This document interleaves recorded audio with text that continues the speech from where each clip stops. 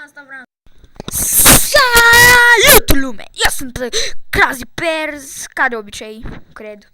Așa, acum cred că o să zic doar Crazy Pears sau așa, bla bla bla. Și am un anunț iarăși. O să încep să filmez Minecraft Techit. Minecraft normal și Techit. Launcher, uitați-l aici.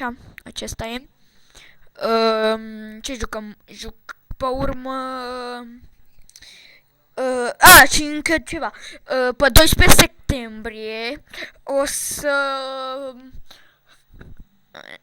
încep să filmez. Stați un pic că am ceva de... Că vreau să-mi instalez un joc în Monster Hunter la pe CD.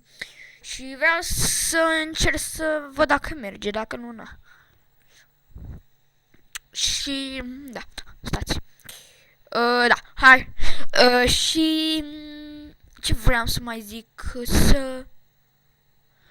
că nu știu, mai vreau să zic, că pe 12 septembrie fac cu niște youtuberi